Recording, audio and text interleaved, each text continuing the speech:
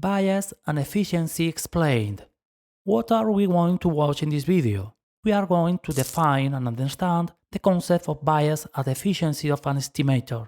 We are going to apply this theoretical concept to a real case, and finally, we are going to develop a visual and didactic tool which let us a better assimilation of these difficult concepts. The challenge is to explain in a visual manner the concept of unbiased and efficient estimator from a totally practical point of view. For that, we will use a new didactic tool developed from scratch, which doesn't need complex prior knowledge.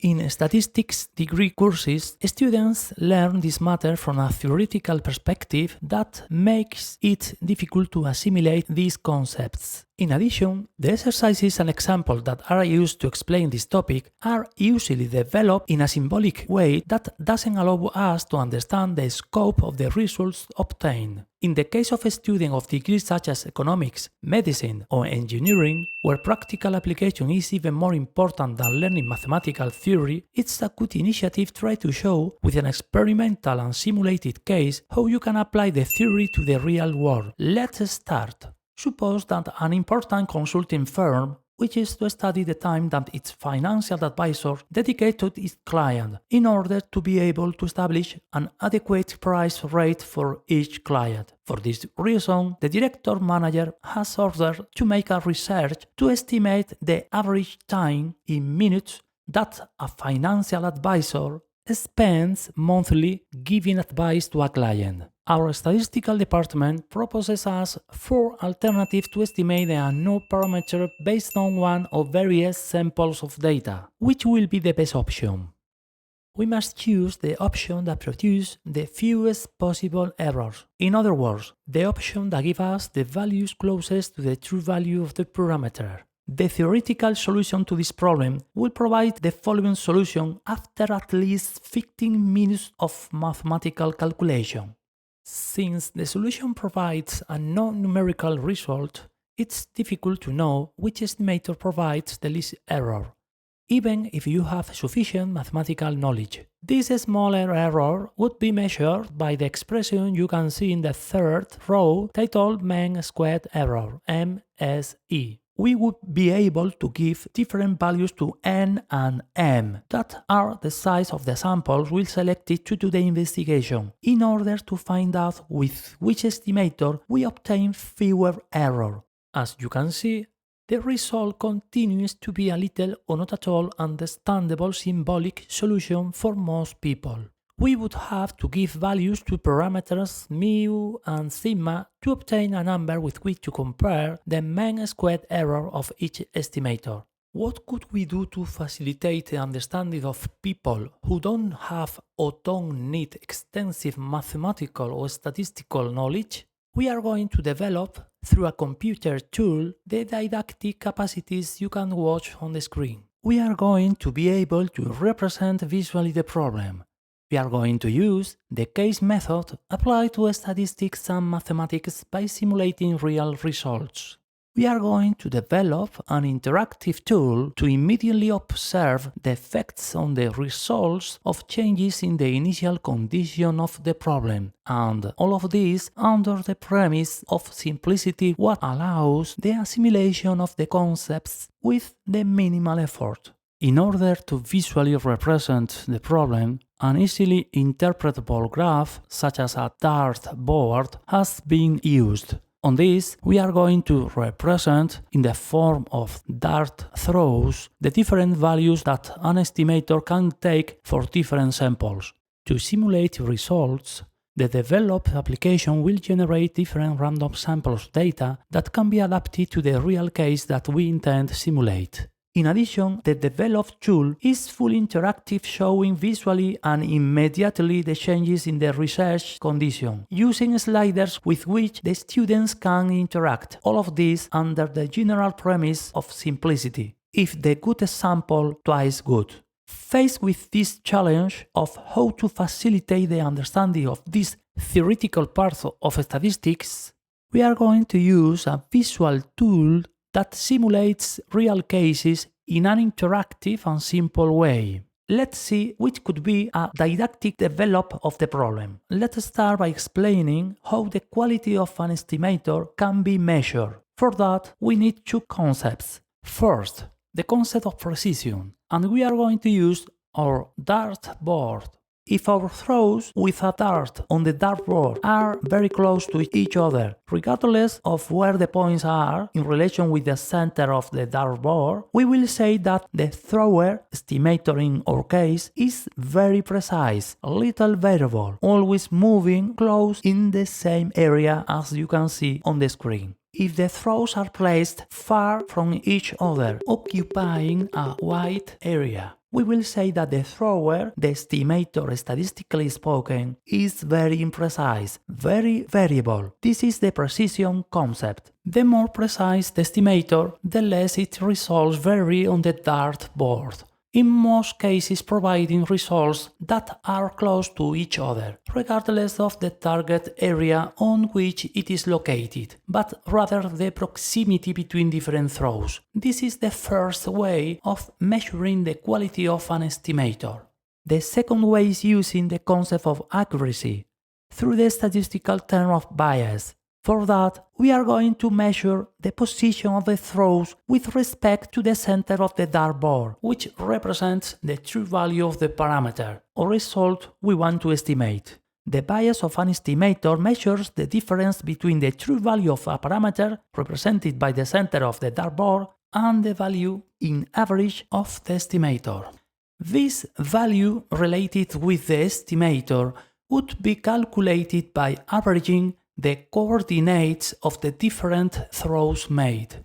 If we see the position of the points at this time on the graph, we see that if we calculate the average both horizontally and vertically of the coordinates of these points, this average would be practically above the center of the dartboard. The estimator is then set to be centered or also to have no bias. It is unbiased. In other words, the estimator is pretty accurate. In this other case, we can see the points are located around a place on the dartboard that is not centered. It is said that the estimator is not centered or it is based, since the estimator provides values that are far from the true value of the parameter. Then the quality of an estimator will be measured by the concept of precision and bias or accuracy. Although precision and accuracy are often used interchangeably, but in science they have very different meanings. Measurements that are close to the known value are said to be accurate, whereas measurements that are close to each other are said to be precise. Let's see the different situation we can find. On the next slide, if we start with the graph at the top left on the screen, could you say us how the points on the dartboard would be distributed when the bias is weak and there is low precision? Stop the video if you want and try to respond before watching the answer. In this case, since the bias is weak, the points are placed around the center of the dartboard. This is good, but as you can see, the points are far from each other, since the estimator has low precision. The thrower is very imprecise. If the bias were strong, estimator with low accuracy, and there was a low precision, the points would be located around an off-center position, with quite separation between them. This would be the worst-case scenario. Given that every time we repeat an experiment and use a certain estimator, this would take very variable values and far from the true value of the parameter. On the other hand, if the estimator were very precise, but also with a strong bias, then the points would be very close to each other, but deviated from the goal of being at the center of the dartboard. Finally, the ideal situation would be one in which the estimator was very precise with a weak bias. In statistical terms, we would say that it is efficient and unbiased. The points are all very close to each other and located around the center of the dartboard. To the extent that this occurs, results centered on the dartboard and close to each other, we will say that it is a good estimator statistically speaking. We would say that the estimator has no bias, it is unbiased and efficient with little variability. All this is what we have tried to put into practice using a computer tool that allows us to answer the initial question of which is the best estimator of a parameter, visually and without complex mathematical developments, simply by interpreting the graphics generated by the program by simulating results based on experimentation. Let's see how it works. Remember that for didactic reasons, we have developed an example that consists of estimating the average monthly time in minutes that an important financial consultant dedicates to each of its clients. We have four options to estimate this parameter. The estimator 1.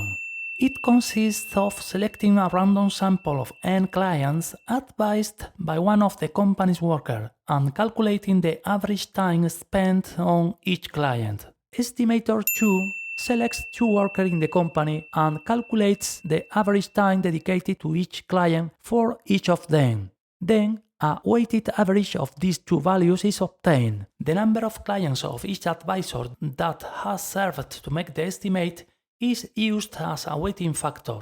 Estimator 3 is also a weighted average of the average times that two consultants devote each month to each of their clients. But more importance is assigned to the data of one of the two consultants, for example, because he is a more experienced worker. Finally, the fourth estimator is based on the average time that a worker spends monthly advising each of his clients, correcting the value obtained using a formula that takes into account the size of the sample used. The developed computer application allows to vary the following initial condition of the problem. On the one hand, the value of mu, that represents the true value of the parameter, that is, the real average time that each advisor dedicates to a client in a month. Suppose its value is 50 minutes.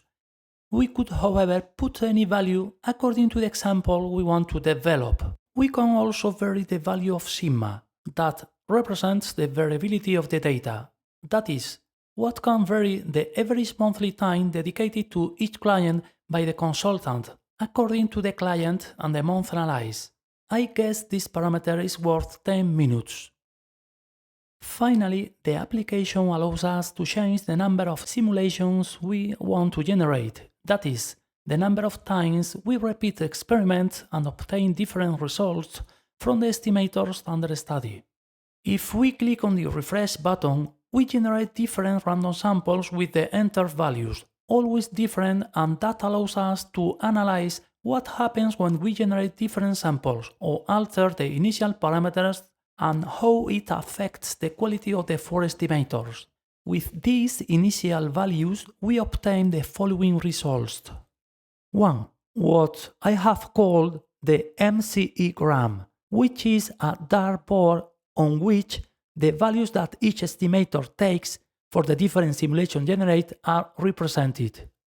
Remember that in this graph, it is necessary to analyze if the points are located around the center of the dartboard and if the results are also close to each other.